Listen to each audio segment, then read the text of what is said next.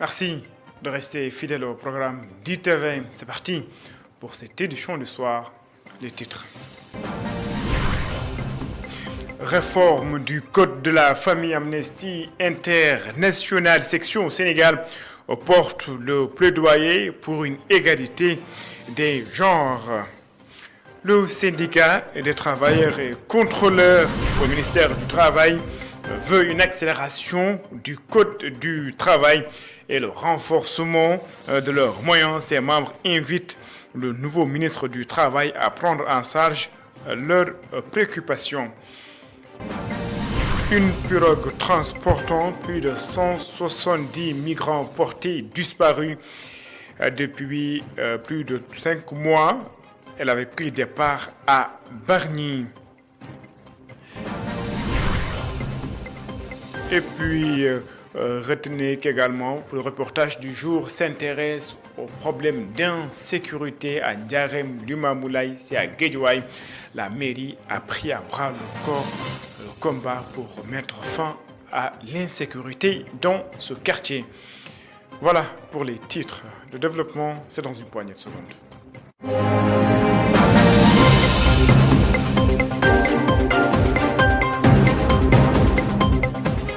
Bonsoir et bienvenue. Ndella Madior Diouf reste en prison. La demande de remise en liberté provisoire introduite par ses avocats a été rejetée par la chambre d'accusation. Pour rappel, Ndella Madior Diouf avait été arrêté après la mort de quelques bébés dans son orphelinat. Nous y reviendrons en détail dans nos prochaines éditions. Réforme du Code de la famille. Amnesty International porte le plaidoyer. Selon ses membres, il faut garantir une égalité réelle entre les genres afin d'éliminer les obstacles juridiques sur le droit des femmes. Le ministère de la Justice s'engage à accompagner le projet. C'est un compte-rendu signé Deyali Fall et Séléman Diallo. Malgré les avancées significatives en matière de droits des femmes, de nombreux cadres juridiques continuent de perpétuer des inégalités, freinant ainsi l'émancipation féminine. C'est ainsi qu'Amnesty International section Sénégal a tenu son atelier d'échange. L'objectif de cet atelier est de voir ensemble les dispositions du Code de la famille qui ne sont pas conformes avec les conventions internationales ratifiées par le Sénégal. Vous savez que dans le Code de la famille, il y a pas mal de dispositions qui sont contraires aux conventions. Des propositions seront faites à l'issue des travaux consacrés à la réforme des dispositions discriminatoires à l'égard des femmes. Il y aura des propositions qui seront faites certainement à l'issue de nos travaux. Il y a pas mal de dispositions dont j'ai parlé, par exemple, de l'article 152, relatif au chef de famille, de l'article 153 par rapport à la résidence des époux, de l'article 196 sur la recherche de paternité. L'État a une bonne volonté politique pour assurer l'égalité des hommes et des femmes. Cette volonté, elle est déclinée d'abord au niveau de la Constitution, au niveau de toutes nos constitutions. Quand vous voyez l'article 7 de toutes nos constitutions, 1963-2001, toutes nos constitutions, il est mentionné l'égalité, il est proclamé l'égalité des femmes et des hommes. Récemment, lorsqu'on a adopté le Code minier, l'article 109 du Code minier également assure l'égalité des hommes et des femmes pour ce qui est des emplois à qualification égale. Pour rappel, cette rencontre avait pour thème quelle stratégie pour parvenir à une harmonisation du droit sénégalais de la famille avec les textes internationaux et régionaux relatifs aux femmes. Deyali Fall, le syndicat des travailleurs et contrôleurs du travail, demande au nouveau ministre du Travail de prendre en charge leurs préoccupations. Ses membres veulent également le renforcement de leurs moyens de travail et l'accélération du Code du travail.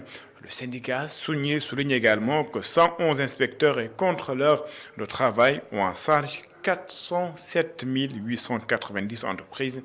Des corrections sont attendues, n'est-ce pas, Ramfal Ndao? Le bureau exécutif national du syndicat des travailleurs et contrôleurs du travail et de la sécurité sociale prend acte de la nomination de Abbas Fall à la tête du ministère du Travail, de l'Emploi et des Relations avec les institutions. Il attend un changement de paradigme pour satisfaire leurs préoccupations. Nous lui souhaitons la bienvenue dans ce département, tout en lui disant qu'il aura à manager des femmes et des hommes qui ont faim de réussite, qui ne vivent que pour l'entière satisfaction de la population sénégalaise et qui sont prêts à tout pour contribuer à bâtir un Sénégal juste et prospère dans le cadre du projet. Cependant, il faut signaler que beaucoup de ministres sont passés au sein de ce département, chacun venant avec son lot de promesses, les unes plus mielleuses que les autres, des promesses jusqu'ici jamais satisfaites. Les agents de l'administration du travail, par la voix du BED, voudraient vous faire comprendre que ce temps est révolu. Ses membres demandent le redressement de ce département afin de garantir un lendemain meilleur aux différents agents du ministère. Vous aurez à aider les inspecteurs et les contrôleurs du travail, de manière générale les agents du ministère du Travail, afin qu'ils assurent aux travailleurs une meilleure justice sociale et qu'ils préservent comme il se doit l'outil de travail pour garantir la marche vers une économie prospère. Vous aurez à veiller à ce que nos conditions de rémunération soient améliorées et nos conditions de travail renforcées à la hauteur de notre mérite, de notre contribution au développement économique de ce pays et de notre parcours. Nous vous accompagnerons, Monsieur le ministre, autant que possible, tant que nous verrons en vous une volonté et des actions posées dans le but de parvenir à la satisfaction de toutes les attentes. Ces derniers invitent le chef de l'État et son premier ministre à éradiquer les maux de l'administration du travail conformément à la vision de l'agenda national de transformation Sénégal 2050.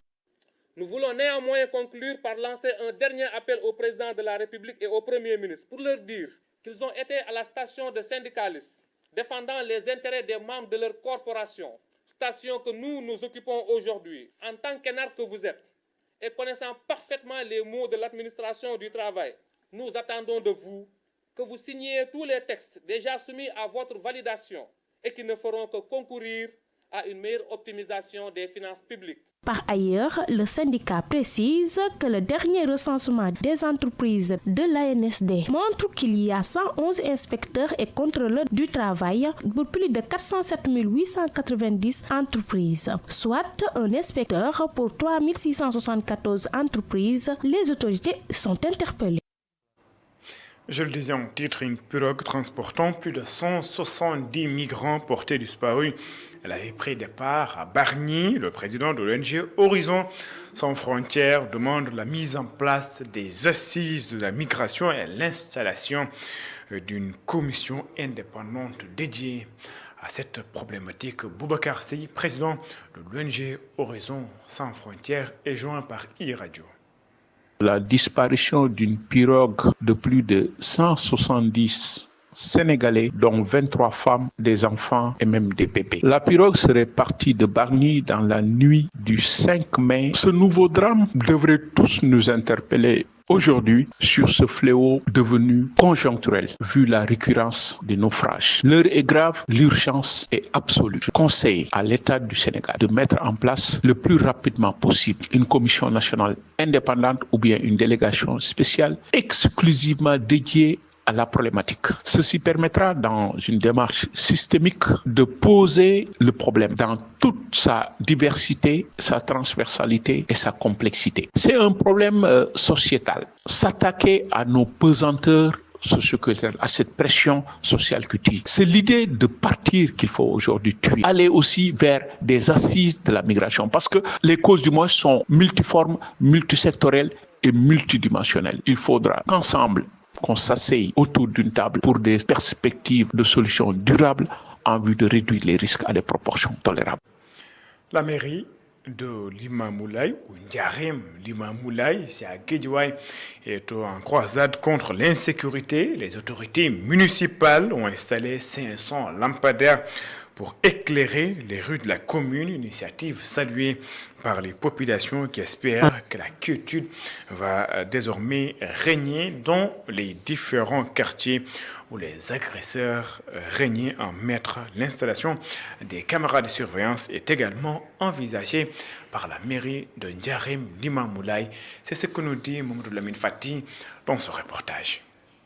Les agresseurs dañuy xaw a sori léegi yow bëggee 6 heures du matin day leer nañ nga dem liggéey. Pour faire face à l'insécurité grandissante à Ndiarème Limamoulaye, où le petit banditisme s'était installé durablement, la mairie a entrepris un projet ambitieux, l'installation de 500 lampadaires répartis dans les différentes artères de la commune. La commune, là, depuis un certain temps, on a vu des agressions partout, en période de fraîcheur. En ce moment, on a dit qu'il est temps qu'on essaie de changer parce que l'éclairage public au niveau de cette commune, la commune était très sombre. Il fallait que nous essayions de rénover la commune. On a commandé, le maire a commandé 500 lampadaires. Les 500 lampadaires là, on l'a posé. Je pense que les agressions là vont se diminuer.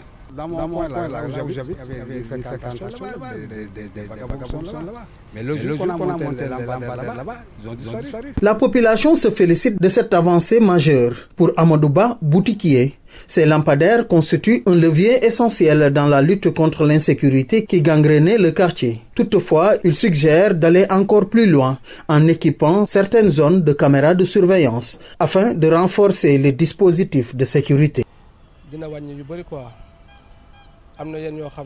Ça va énormément diminuer l'insécurité. Il y avait des gens qui préféraient les zones sombres et cela va les empêcher de nuire. Surtout dans notre quartier, il fallait vraiment prendre des mesures. Avec l'arrivée de ces éclairages-là, ils sont presque tous disparus. D'habitude, ils n'aiment pas l'éclairage et parfois, ils font énormément de vols. Ils ouvrent votre fenêtre et prennent tout ce que vous avez. Donc, il faut augmenter l'éclairage. En plus, personnellement, j'aimerais qu'on puisse mettre des caméras de surveillance. Pour assurer la durabilité des lampadaires, la mairie a mis en place une astuce technique selon le responsable de leur installation. À partir de 19h, ça va s'allumer. À 7h30, 8h moins quart, comme on est en période de fraîcheur, ça va s'éteindre. Donc, laissez les lampadaires fonctionner 24 heures sur 24 heures, il n'y aura pas une durée de vie. Pendant plusieurs années, la commune a été confrontée à des vols et des agressions nocturnes, instaurant une véritable psychose au sein de la population. Désormais, avec ces 500 nouveaux lampadaires, les habitants de Ndiarème Limamoulaye peuvent espérer retrouver la sérénité et dormir sur leurs deux oreilles. Mamadou Lamine Fati, l'Institut communautaire africain de gestion et d'ingénierie Amadou Mahtar Mbo, à l'université Kocc Barma Fall de Saint-Louis et l'université de Toulouse ont lancé le diplôme universitaire sur la médiation et les méthodes alternatives de règlement de conflits en Afrique. Objectif, former des médiateurs dans plusieurs secteurs. Je vous propose de suivre les explications d'Ibrahima Eloua Sarr, qui est le directeur de l'Institut communautaire africain de gestion et d'ingénierie, et Demba Kandji, médiateur de la République. Ils sont ici au micro de Mafalfal. Aujourd'hui, on s'est dit qu'il est important de lancer pour la première fois dans ce pays un diplôme universitaire sur la médiation. Mais au-delà de ça, il y a un master qu'on veut lancer sur la migration. Comme je l'ai dit aujourd'hui lors de la signature de convention, le problème de migration est un problème complexe et qui mérite une étude de tous les acteurs, plus particulièrement les acteurs universitaires. C'est pourquoi, en partenariat avec l'université Kocc Barma Fall, nous allons lancer un master sur les questions de migration.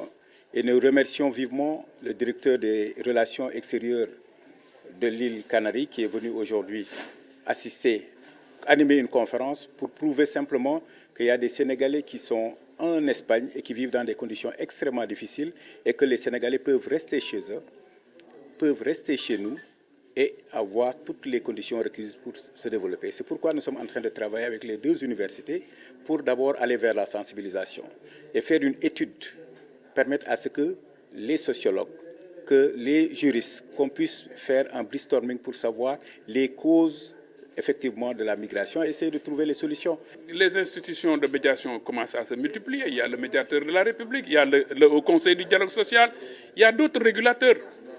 Mais moi, je pense que dans les institutions de la République, dans les ministères, au plus profond de la société, on devrait pouvoir trouver un médiateur. Parce que le médiateur est un régulateur qui peut faire plus qu'un juge, qui peut faire plus qu'un préfet ou un gouverneur.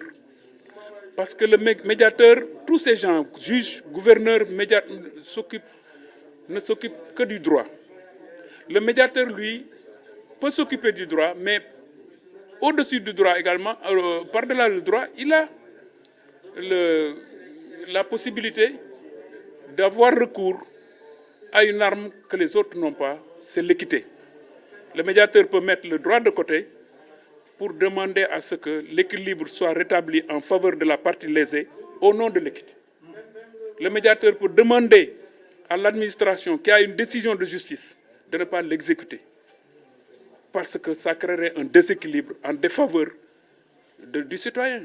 Et je suis heureux que le Sénégal, premier pays africain francophone à avoir librement institué un médiateur de la République, abrite encore une université privée qui initie un curriculum qui va dans le sens de dispenser un enseignement de la médiation. C'est à encourager. Seule la paix peut permettre cela. Les unités de la douane ont saisi entre janvier et novembre 2024 des produits prohibés d'une valeur de 1,335 milliards de francs CFA. La douane veut mieux faire face à la criminalité transnationale organisée par le vecteur maritime. La direction générale de la douane invite la population à soutenir ces unités de surveillance pour barrer la route au trafic illicite. Je vous propose de suivre tour à tour les explications du colonel Ousmane Faye, directeur régional des unités maritimes, et le commandant Khalisso. Il est chef de la subdivision du littoral sud. Et c'est une volonté de l'autorité, vraiment, de montrer vraiment la détermination de l'administration des douanes à aller de l'avant en ce qui concerne la surveillance fluvivo-maritime. Prendre en charge vraiment le vecteur maritime qui constitue un des passages vraiment de la criminalité transfrontalière organisée. Vous comprenez donc l'enjeu de cette direction régionale en termes de protection de la population, en termes de sécurité et en termes vraiment de lutte contre la fraude. C'est passé par l'acquisition de vedettes de 20 mètres, de vedettes de 12, de 7 et de 10 mètres. Et ça se traduit vraiment sur les résultats obtenus. Ça veut dire que vraiment il y a une optimisation des moyens utilisés et le rendement, ça se justifie sur le terrain. Ça témoigne de la modernisation et de la montée en puissance de l'administration des douanes. En ce qui concerne la lutte contre la fraude, les résultats s'élèvent à 1,355 milliard de francs CFA, répartis en saisie de médicaments pour un poids de presque 4 tonnes avec une valeur de 1,337 milliard de francs CFA. Pour ce qui concerne les saisies de chanvre indien, nous en sommes à 3 tonnes 400 kg. Et enfin, pour les cuisses de poulet, nous avons fait des saisies qui tournent autour de 26 tonnes. En sport, dans le cadre de la préparation des Jeux olympiques de la jeunesse, la Fédération sénégalaise du triathlon a renforcé les capacités des officiels techniques. Une initiative rendue possible grâce à une collaboration avec la Fédération française de triathlon. La Fédération sénégalaise va d'ailleurs jouer sa partition pour une bonne organisation des Jeux olympiques de la jeunesse. Voici Pape Omar Ba, il est le secrétaire général de la Fédération sénégalaise de triathlon. Il est interrogé par Moutagakan.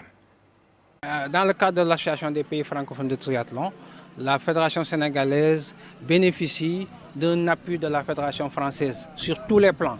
Sur le plan de la préparation, avec Laurent Massias ici présent, la capacitation, la formation continue des coachs, la préparation des jeunes, mais aussi la préparation des Jeux olympiques des officiels techniques pour les Jeux olympiques de la jeunesse. La Fédération sénégalaise s'est dit qu'il n'est pas question qu'en 2026, que les Jeux olympiques s'organisent au Sénégal et que World Triathlon ait besoin d'aller chercher à l'étranger des officiels techniques. C'est dans ce cadre-là qu'on s'est rapproché de l'INSEPS pour essayer de recruter un certain nombre d'officiels techniques qu'on a formés. L'année dernière, ils ont fait une formation Level 1. Cette année-ci aussi, ils ont fait la formation avec Dominique. Et entre-temps, l'année dernière, au test event des Jeux Olympiques de Paris, et cette année, aux Jeux Olympiques de Paris, une dizaine d'officiels techniques sénégalais ont été invités sur les Jeux Olympiques afin qu'ils s'imprègnent de l'organisation et de la préparation d'une grande compétition internationale. Et vraiment, c'est le lieu de remercier la Fédération française de triathlon à travers la fratrie pour cette aide qui, depuis vraiment une dizaine d'années, nous soutient quotidiennement. Justement, le responsable de la Fédération sénégalaise de triathlon invite le ministre des Sports à renforcer les moyens de la Fédération pour mieux préparer les athlètes. La Fédération a d'ailleurs plusieurs projets à son actif et compte sur l'accompagnement des autorités. Papou Marba, secrétaire général de la Fédération sénégalaise de triathlon, est également au micro de Mountaga Kane. C'est le lieu d'abord de remercier le ministère des Sports pour le soutien multiforme, disons le soutien institutionnel, ainsi que le comité national olympique pour le même soutien au nom du président de la Fédération sénégalaise de triathlon, M. Boubacar Gueye. Mais néanmoins, je crois que nous en attendons encore plus pour pouvoir maintenir la cadence et pouvoir bien préparer nos athlètes et nos officiels techniques pour la préparation des Jeux Olympiques de la jeunesse. Nous avons besoin non seulement de faire des formations pour nos officiels techniques, nous avons besoin d'organiser des événements, de grands événements qui demandent beaucoup de moyens pour faire venir les pays étrangers, faire venir les experts internationaux. Nous avons aussi besoin d'organiser régulièrement des camps de développement, des camps d'entraînement. Et pour cela, nous appelons vraiment les autorités, par exemple, en premier lieu, le ministère des Sports, à nous soutenir. On a un plan-programme qui a été déjà ficelé à partir de 2025 et 2026 jusqu'aux Jeux Olympiques de la jeunesse. Je crois que nous trouverons une oreille attentive au niveau des autorités du ministère des Sports afin de pouvoir réaliser ce programme-là pour représenter dignement le Sénégal à l'occasion des Jeux Olympiques de la jeunesse. Et puis, cette information, le chef de l'État, Bassirou Diomaye Diakhar Faye, est à Nouakchott, c'est en Mauritanie. Il participe d'ailleurs à la conférence de l'Union africaine sur l'éducation. Dans son allocution, le chef de l'État a précisé que le Sénégal a choisi d'investir massivement dans une éducation inclusive et de qualité. Pour la jeunesse, selon lui, est le moteur de transformation économique. Je propose de suivre les explications du chef de l'État, Bassirou Diomaye Faye. Nos jeunes qui représentent plus de 60% de notre population ne sont pas seulement l'avenir de notre continent, ils sont notre présent. Leur éducation, leur formation et leur intégration économique doivent être nos priorités absolues. Je salue à ce propos les efforts de l'Union africaine, dont ceux du comité des 10 chefs d'État et de gouvernement, et du président de la Commission, le frère Moussa Faki Mohamed, avec ses équipes, pour promouvoir l'éducation, la science et la technologie, en vue d'atteindre les objectifs de développement durable et d'accélérer la mise en œuvre de l'agenda 2063. Au Sénégal, nous avons fait le choix d'investir massivement dans une éducation inclusive et de qualité. Et cela passe, entre autres, par l'affectation de beaucoup de ressources de nos budgets et des partenaires. Cela passe par l'accès à tous à une éducation de qualité, en particulier pour les jeunes filles et les communautés rurales, afin de briser les cycles de pauvreté. Cela passe par le renforcement de l'éducation, de l'introduction des technologies, du numérique dans le système d'éducation, de formation à tous les niveaux. Cela passe par le renforcement de la formation technique et professionnelle adaptée aux besoins du marché pour connecter nos jeunes au monde du travail. Mais il ne suffit pas de former, il faut aussi créer des opportunités d'emploi et des écosystèmes favorables. La jeunesse est le moteur de la transformation économique. Nos jeunes regorge de créativité et d'ambition. C'est à nous, décideurs, de leur offrir les conditions nécessaires pour innover et entreprendre. C'est ce que nous faisons au Sénégal, où l'investissement dans le capital humain de qualité et l'équité sociale sont au cœur du nouvel agenda de transformation de notre système et du pays à l'horizon 2050. Retenez que cette conférence de l'Union africaine dédiée à l'éducation a été ouverte hier. Elle va donc se dérouler sur 3 jours dans la capitale mauritanienne, Nouakchott. Elle porte également sur le thème « Éduquer une Afrique adaptée au XXIe siècle ». La conférence vise donc à promouvoir la mise en avant de l'apprentissage et du développement des compétences pour tous les enfants et les jeunes du continent. C'était de moi que m'a fait cette édition. Merci de l'avoir suivi. Excellente suite de programme sur les antennes d'ITV. Au revoir.